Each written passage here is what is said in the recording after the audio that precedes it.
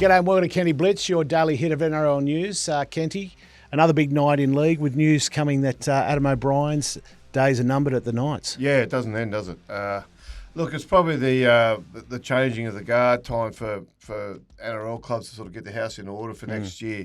And obviously, it's been a little bit of a volatile coaching pitch, I think, for the past month. The Titans went out. Obviously, we knew that Des Hasler was under pressure. They've made a decision there. They've confirmed that he's not going to be there next year. And out of that, Josh Hannay was appointed as the coach. Now, it looks like the Knights were also in conversations with Josh Hannay. The situation at the Knights is that Adam O'Brien, according to Bulldog, who broke the story, he's cooked. So I think it's a little bit of a situation where the Knights think that they need a new coach there, and the coach thinks that they need a new coach there as well. So they'll make a decision. They'll have a board meeting Thursday night, tomorrow night, and they will. Out of that, it's expected that they will announce that he's basically finished his career or finished his coaching career at the Knights, and that he'll get a payout. I think he's looked upon quite favourably at the Knights, so they will, I think, give him a generous payout, and then they're going to look at obviously appointing a new coach. And it did look early days like it might be Blake Green. He seems to be the front runner, doesn't he? Well, he does. There's a little bit of story to that too, but he looks like he's the front runner, but a few other names are starting to pop up now, as happens when people start suggesting new ideas, and the Knights, I think, are probably listening a little bit to that. Yeah, so other options there. Justin Holbrook, who started his career at the Knights. Yeah. Or his playing career at the Knights. Yeah. Willie Peters. Yep. Maybe Dean Young. I know they're big fans of Dean Young up there. So it'll be interesting. I mean, I just want to ask you a question, right? Because obviously Adam O'Brien has been there for, a number of years now, 5 years.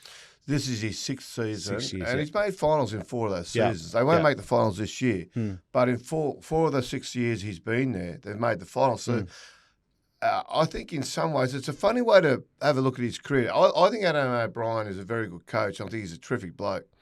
But I think at times he was his own worst enemy. I think earlier this season he really disenchanted Newcastle fans when he basically came out and had a crack at them about not knowing anything about footy, which we all know that's one thing that the Knights fans do know about. Yep. They are one of the better educated crowds within the NRL. He did come straight out the next day and apologise about that, but that probably indicated a coach who was under a lot of pressure at that time, right? It does, and I think there are times you probably struggle with that pressure. I think, knowing, I don't know him. I wouldn't say I know him well, but I do know him, and we often have had just sat down and just chatted footy and things like that. And I find him very knowledgeable, quite engaging, and I always found him very interesting too. But I do think at times when I've been watching him, he has struggled with the pressure of the job, and that's understandable. One of the things that people don't appreciate is the fishbowl existence you live sometimes like that. Constant scrutiny, constant criticism. But there have been times that I think the Knights haven't handled that well. I don't think he's had the support around him he needed, and I think which has all contributed to where he is now. So talk to me about that. Is that you're talking about from a assistant coach position, or are you talking from a management position, board position structure? What are you talking? Where's that support? I think a little bit of everything. Like Phil Gardner has just walked away from the club and let Peter Parr come in to run the club. I think that's too little, too late for Adam O'Brien. I think Phil Gardner is a guy who is very successful at running leagues clubs. Okay. But he's not a football club operator. He knows a little bit about footy. He's not hopeless. But he's just the cut and thrust of rugby league. There's an assumption there because you know footy and that you could come in and do the job. And it's a mistake so many people make. And I see it at various clubs all the time. There are other clubs right now making the same mistake. But Phil Gardner made that mistake that he thought he could run the club. He was successful in, like I would say, a distantly linked part of the business, which is running leagues clubs. Thought he could run a football club. He couldn't. Now, what's happened there, and I think this is slightly on Adam O'Brien's watch as well, but it's certainly because he's had 6 years to fix it. The Newcastle Knights at one point had the best junior footballers in the country. Absolutely. They were the nursery that everyone else wanted. Now, over time, that has slowly withered away to the point now that the Knights, they get the odd good junior coming out, but they're not certainly regarded, and it's not like this fertile ground that people went to. Now, ultimately, that comes down to like the twin vision of the head coach and also the football operation. The football operation failed to recognise it. The coach had so much going on, he didn't have the time to really put it all in place. Now, yes, they tried, but they didn't really get it going. And you've only got to look at the development of the Penrith Junior League and and how beneficial that has been for the Panthers. And to the production line of players. Well, that's it. You lose one player, you've got one or two coming through. And a lot of other clubs have taken that lead. Canterbury are on the rebuild again with their juniors. They used to have very good juniors, lost their way a little bit. Now they're coming back again. Yeah, so Kenty, obviously that off-field performance makes a difference to the club, but it's really clubs can overcome that by their performances on the field, and Newcastle haven't done that this year. Oh, no, they haven't. And they haven't really, I would say, progressed under his tutelage. What I put that down, though, is things, okay, they have been substandard, I think, in their development. Now, in practical senses, some of the most basic skills are just not seen in that team at the moment. Okay. We saw, for example, last weekend, Fletcher Hunt makes a break down the left-hand side of the field. Dane Gagai comes up inside him. It is a simple 2-on-1. And he throws it at his knees. Try blown. And the way rugby league is played, you don't get a lot of opportunities sometimes. Yet they just blew a try through simple basic skills that are so basic, I don't think the Knights actually teach them anymore. Like 2-on-1s and 3-on-2s. Just things like that, okay? This is a lot of people who learn this stuff playing their backyard footy. That's where you hone your skills. That's where you understand how close you got to draw a guy into you before you can pass, and how close is too close before it's too late. Those sorts of things. How to drag the defender away from your support player. These are simple, basic footy skills that the Knights just don't seem to have. Matty Johns actually was speaking about it himself a week before last weekend's game. It's almost like Fletcher Hunt went out and said, "Look, Matt, I heard what you said, Matt, and there's proof of it." Okay? Because Matty Johns spoke, they cannot do basics right. Now, in regards to Adam O'Brien, that comes down to the fact that I think when you are under intense pressure, your attention to detail can suffer. Okay. And I think because he had such a big job there. Right. He was doing all of them at, I'll just pick a figure here, but for example, just to make the point, he was doing all of them at 80%. Okay. You know what I mean? Rather than doing the one or two he really needed to do at 100%. But he needed to do the other stuff because there was no one else there to do it for him. Okay? And we look now what's happened in this little coaching roundabout that's going on. Des Hasler's been sacked. Josh Hannah's been appointed. Adam O'Brien's about to be let go. And they're looking at primarily at Blake Green, but there could be others in the role. But what is Josh Hannah going to walk into that's different? Because they've had, I think it's 3 coaches in the past 6 years, the Titans. Well, Des has only been there for 2 years. Less than 2 seasons. Des has only been there 2 seasons, okay? And Des had none of that around him there at the Titans. Nah. Now, Des is a bit of a control freak, and Des has always been traditionally one of those coaches who could go through a period and do a lot of that stuff himself. But I will say the game has changed. Des got found out a little bit at Canterbury in that regard. Their juniors suffered under Des. He didn't really do a lot to get the Titans moving in that area, in their development, their pathways and all that. It's crucial. The successful clubs are showing how crucial this is to your success these days. The Raiders are going through it now. They're showing everybody the benefit of bringing kids through. Now, Des was unable to do that, but the Titans have cleverly brought in Scott Sattler as their general manager of football. Basically, look, if there was a role there for someone else before, I don't know who was running it. So it would appear to be a minor role. Sattler's going to have a much bigger say over the direction the club is going to head in, and he'd be influential in that. And so is Anthony LaFranchi when he plays comes on as the head of recruitment, yep. right? But the Knights, now they haven't done this yet. They might, hopefully they might hear this podcast and think, you know what, that sounds like a good idea. I'm joking. Peter Parr, but as the head of football, or the new chief executive, who's running the football operation, they don't have a head of football as such as like Canterbury or the Gold Coast are going to have, or Melbourne have got.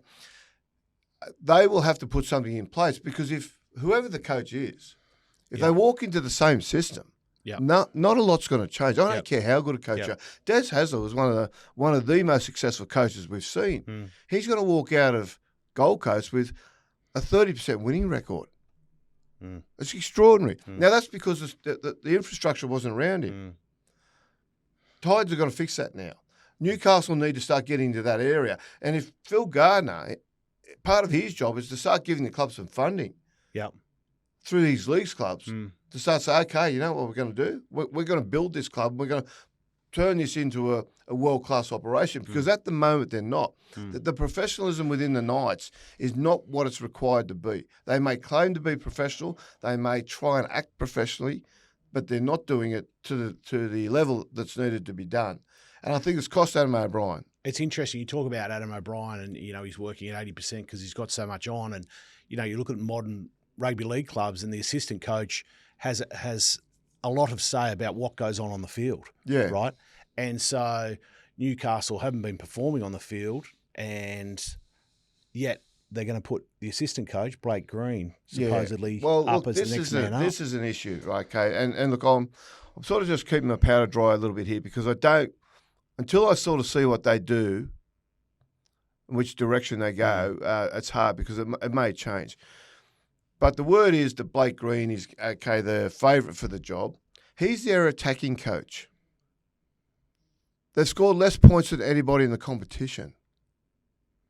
And they're going to make that guy their head coach. Now, that's a knock on Blake Green, which may be unfair, okay? But that's the fact.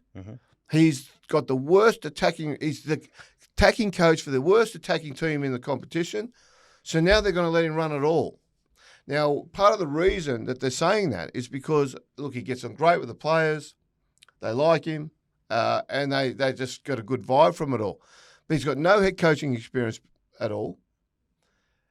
He hasn't got really any proven success anywhere at all, as an assistant coach.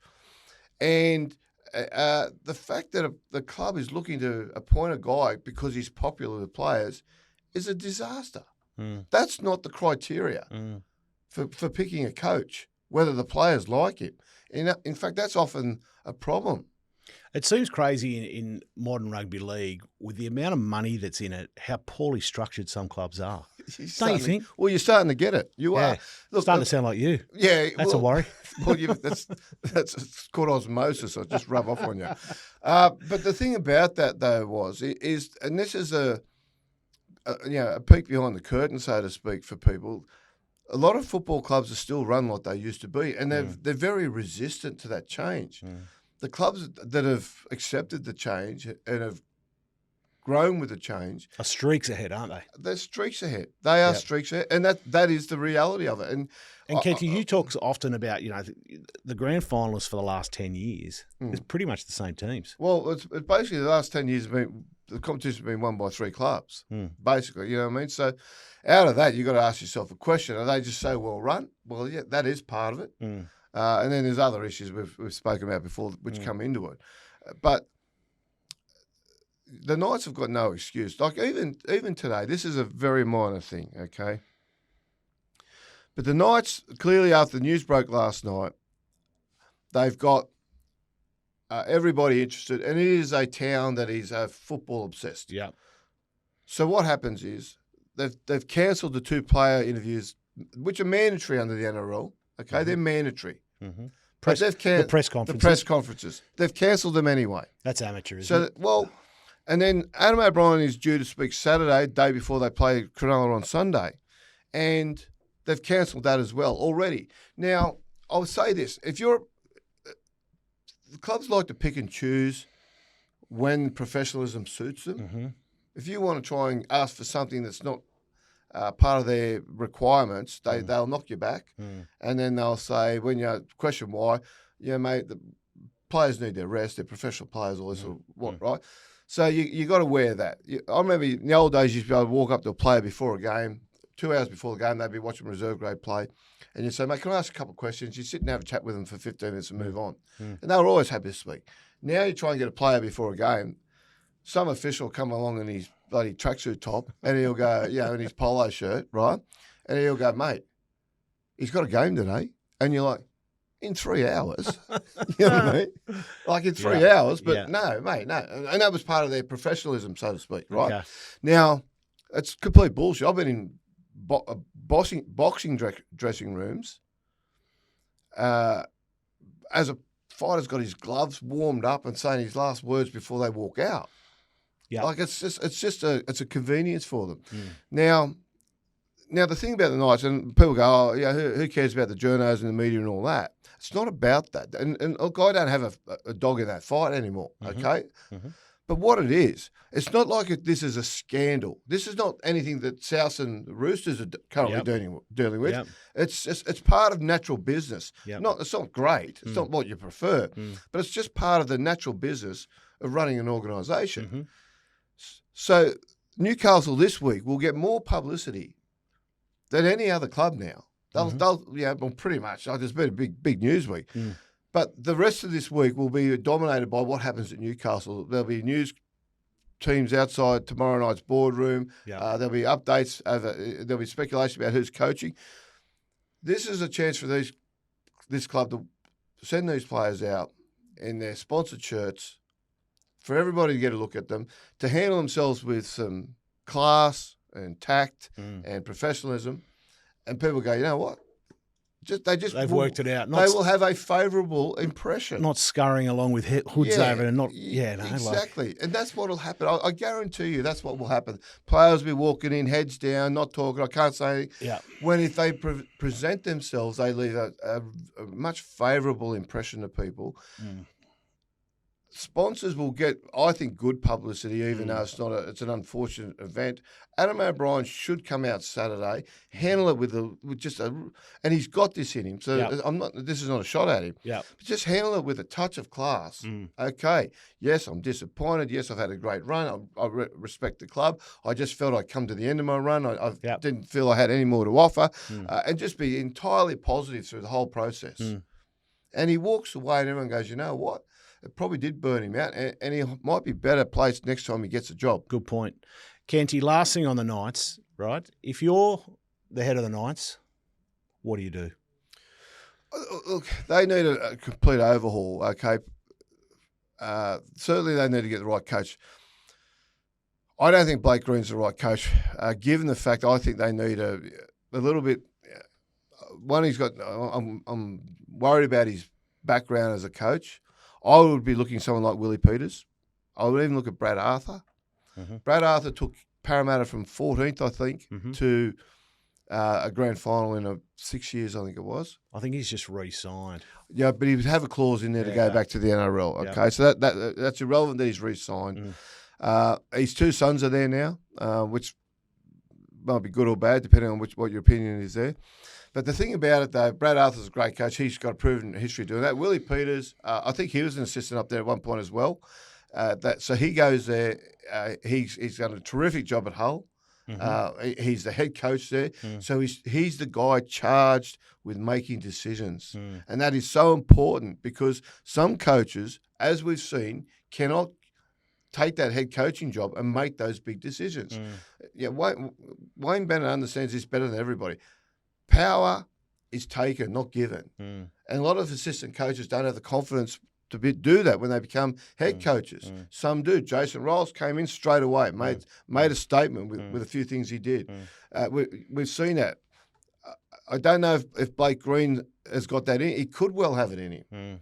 But it's also riskier because he's got no proven track record that if he does come in with a big broom, that he's going to make decisions that are 2020. Yep. Okay. And the other thing is, obviously, the concern is Isaac Moses is his manager. And Adam O'Brien, and it looks like they're trying to do an easy transition from one to the next. But as we've spoken about at other clubs, there's a danger there for doing that. There's a danger there for letting a manager have too much influence throughout your club. And particularly if he's got a rookie coach there, then it's really dangerous. PointsBet's new 5 for $25. Answer more or less to 5 player performance questions and get $25 odds. The fast and easy way to place the same game multi on rugby league, available only in the PointsBet app. PointsBet, built different. Chances are you're about to lose. For free and confidential support, call the number on the screen or visit the website. Kenty, quick question. You were just talking on Super League then, and I read that they're going to expand the clubs from 10 to 12 and players go from 7 to 10. Yeah. Is that a threat to in the NRL? No, it's a threat to Super League. It'll just kill Super League. Honestly, Kill the English players. Well, they don't have 10 good clubs, so to go to 12. Yeah. Okay. Yeah. That's one. They won't be getting the best rugby league players for those 2 clubs because they'll all be staying here. The NRL is about to expand itself and has to find another 60 players. Yep. Many of which will come out of that Super League, so it will make them even weaker. I think this is the big picture. I think they're looking to try and sell the Super League. It makes no money. I know the NRL, we've spoken earlier this season about the NRL have expressed interest in buying it. I think by going from 10 to 12, it probably makes it more valuable. And I think given the self-interest that's driven over there in the English Super League, they see that as a good idea because they'll all get a bigger cut because they're selling a bigger competition with an extra game. Yeah, good call. So I'm cynical on that whole idea. In pure football terms, it will make the competition much worse than better. Yeah, good call. And the only reason they're going from 7 to 10 for the quota is so they can actually fill the spots. Otherwise, they're going to be pulling kids out of bloody primary school to get in there. The under-16s. Yeah. Rightio, Kenny, let's talk about this week, this weekend's games. Obviously, the big news is Penrith have rested 16 players, and that's given you an opportunity for a multi, I believe. Well, look, it's upset everybody. Look, I did say earlier that we did get mail that this was going to happen, so Canterbury were a very attractive price earlier in the week. But I think if you look at a multi, I just like the try scorers now. And I think this is Carraz and Montoya on the wings. They've scored 3 in the past 5 games, according to StatMate. And then you've got the centres, you've got Bronson Sherry and Stephen Crichton, who have only scored 1 each in their past 5 games, okay? Again, according to StatMate. So, but out of that, I just think given what's going to happen this week, that basically they're going to play a reserve grade side that the 4 of them as anytime try scorers is paying $8.62 on PointsBet. So I think it's value for money there. Good bet. Well, there's going to be plenty of tries scored in that game. Okay. Yeah. If you're going to I know everyone gets upset when we talk about betting, but if you're going to have a bet, that's the game to pick your try scores because there should be plenty of tries in it. Very good. All right, Kenty, we're going to go through some questions for you as we do every Wednesday. We've got quite a few, so let's push through them. This is from Wild Umpus. It says, in the days of the Winfield Cup, cigarette companies could sponsor and advertise in-game. Is it time for the NRL to do that with gambling? Look, I grew up in the days of the Winfield Cup, never had a cigarette, okay? I get what advertising's for. I get it works. It's a personal preference. I've got no problem with it. Okay, I've got no problem with alcohol sponsorship either. Yep. Okay, I've got no problem. I didn't really have much problem with cigarettes either. It never affected me. Yep. So, but eventually, what are we trying to turn the world into is the other thing. Every time there's a part of the population that enjoys something or wants something, if people don't like it, they all get the shits about it and try and condemn it. Okay, let's go on to next one. Coke Man says, with the team resting all its players for a game 2 weeks out from the final, is this an indication the season's too long? Look, no, it can be. You can look at it that way. I look at it that Penrith are a team that can go on a run. Sorry, he's also saying, do we have the grand final in August, Origin September, Internationals October? We can't move the Origin. Look, well, you say the season's too long and then you're suddenly putting stuff on at the end of it. So let's look at it that way. Fact is, NRL is up against a competition called AFL. They cannot give ground to the other sport. You just cannot shorten your competition. You might, from a holistic point of view, it might be more elite. There might be players lose less time through injury. But the fact is, it's a tough game. There's going to be injuries. And you cannot surrender from a big picture point of view. And when you put your grown-up sort of pants on, you can't surrender ground to the opposition sport. No. And as far as all this stuff about Origin and that, Origin makes the middle of the season interesting. Yeah, it'd be a long season if we didn't have that. Well, that's the thing was. Yeah. People sit there and go, oh, well, let's turn it into a 4-week competition. You know what? I like the fact it's so long. Well, one of the other questions was, do we play Origin over 3 weeks? We seem to get that same question. Well, no. Constantly. And the same answer from me. No. It actually gives you something to focus on midway through the season. Okay. Dazaroo, thoughts on a rule change to allow NRL games to continue after the siren until the current setup is completed? No. Look, at the moment, the rule is until the current play is completed. So you get to be able to play through till you get tackled. That's enough. Like, that's just a rule change for the sake of making a rule change. Okay. Les Sec says, Les Sec. Thank you. Something like that. Les, whatever. Les. G'day, Les. How are you? Thanks for following. If Penrith gets 2 points, if Penrith gives 2 points to the Cowboys, what if the Cowboys get a final spot as a result? I know that's not the case, but if the Storm rest players and the Broncos get in the top 4 because of that, do you think that's got anything? I mean, I guess what we're talking about. Who cares? Honestly, who cares? Like, things might happen. Like, there's going to be ramifications. I guess the only question is, what, we come back to gambling. What if a team making the top 4, people bet on that? I don't know. Let's not even answer that. Well, the point is, Penrith can't make the top 4 unless a whole lot of things happen for them. I guess that's just. And what they've done is they've made the pragmatic decision to say, you know what, boys, we can sit there and we can run you all out this weekend, get the win against a tough side, okay? So no guarantee a win. So we can run the risk of getting the win. And if we get it, we still need all these results to fall our way to finish top 4. Yep. Or we can all say, right, you know what, let's just have a rest, freshen up. And then what we will do is we need to go on a 4-match winning streak through the finals. Yeah. Penrith are a club capable of doing that, but they will have to be at their best. And that's what they've done. I think it's a very clever decision from Ivan Cleary. Yep. And you want to argue there's bigger picture issues? Yes. If I was a Canterbury fan, they're entitled to be Canterbury Club are entitled to be filthy. Because how many fans won't come through the gates this week because it's now going to be a dud game? Yeah, I'm not sure about that. If you're a fan, you want to go and see you demolish the other team. Well, that's true too. So, but I wouldn't mind seeing my team play New South Wales Cup every week, if they get a win. Well, yeah, but that's because you're a long-suffering. I am anyway. But I was hoping Penrith would rest their players next week. Well, anyway. Let's ask this. This was they'll need to be actually coming in hot for that game. So I know. Steve Parson. He says, "Great work, gents. Loving the podcast here in the UK. What's your other favourite podcasts or radio that you listen to?" Oh man, I don't really listen to much, to be honest. I listen to. I listen to Big Sports Breakfast. Oh yeah, I listen to the radio. I listen to morning radio. I flick around from the sports channels and podcasts. I either listen to books on podcasts or I listen to spy series stuff, which is probably not going to help you. But if you're looking for something to watch or listen to, watch America's Team on Netflix. It's unreal. Okay, about to get Dallas Cowboys. James Hayward, fan from the UK.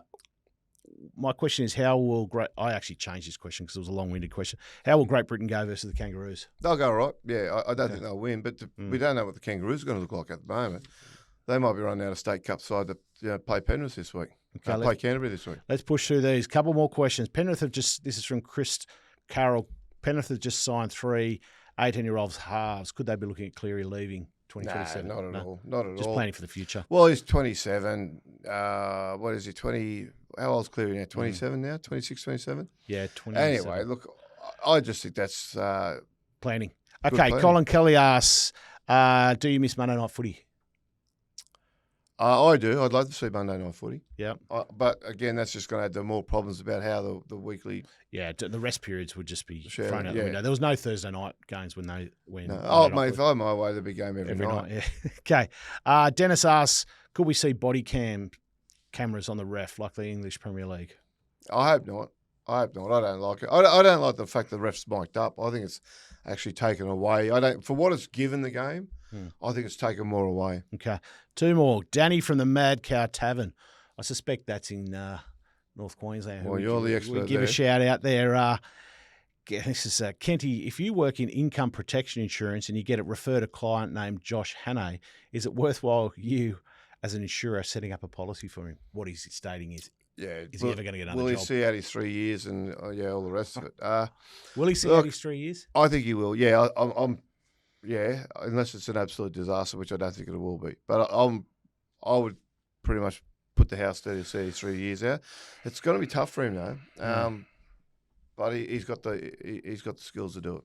All right, last question, Cliff Miller. I like this one, Cliff. Well done. Last week when discussing catcher tackle in the air, was told to give it a rest when proposing scenarios. Raiders score after confusion around the rule to win the game. Can Kenty acknowledge Woz's keen insights and tee up a meeting with PVL to share them for the benefit of our great game? Okay. And that is not a mate of mine. Yeah, right. It doesn't sound like a mate. So. Not going to answer that. Well, I don't even understand the question, to be honest. But I think it's a bit rhetorical. Anyway, Cliff Miller, thanks for that. Keep those questions coming and praise. That's it for today. We'll see you tomorrow with our rundowns on the weekend's games. And thanks very much, Kenty. Well done. Pleasure. See you then. Bye-bye.